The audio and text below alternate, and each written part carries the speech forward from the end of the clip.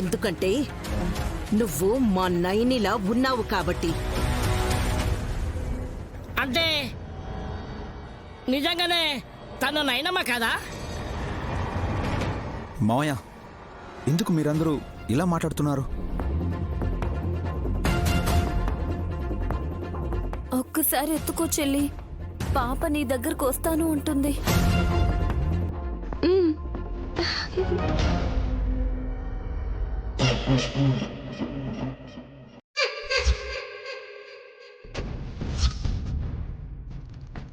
నువ్వు ఆ దేహాన్ని ఆశ్రయించిన అమ్మవారి భక్తురాలైన గాయత్రీదేవి గాని, పునర్జన్మలో పసిబిడ్డగా ఉన్న ఆ కూన గాని తన చేతులు నీ చేతుల్ని తాకినప్పుడు మాత్రమే నువ్వు 3 ఘడియల పాటు త్రినైనివన్న సంగతి గుర్తుకొచ్చును.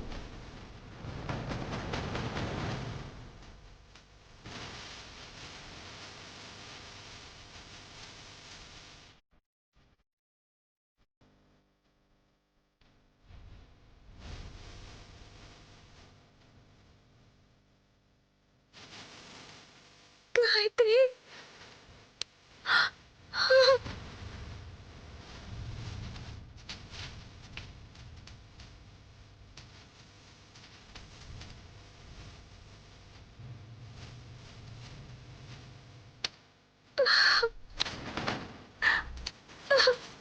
పాప గాయత్రి, ఎలా ఉన్నావమ్మా?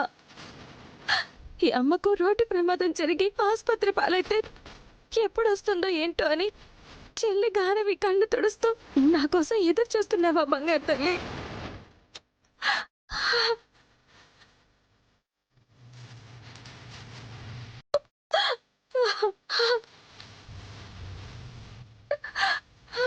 అయ్యో నైని చెల్లి, నువ్వే కదా? అదేంటక్క అలా అంటావు? ఏయ్, నువ్వు నైనివే కాదు, నాటకాలు ఆడడానికి వచ్చిన కిలాడి మనిషివి నువ్వు. పళ్ళు రాల్తాయి బావగారు ఇంకోసారి అలా మాట్లాడితే.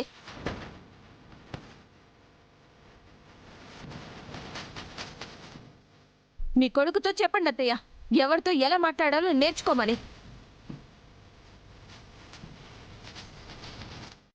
బావగారు అన్నది మిమ్మల్ని అత్తయ్య అని కూడా అనింది అంటే మా అక్కకి గతం గుర్తొచ్చేసినట్టే. గుర్తు రావడం ఏంటి చెల్లి? ఇప్పుడు దాకా నువ్వు త్రినైనివి కాదు త్రినేత్రువి అన్నట్టు ప్రవర్తించవమ్మా.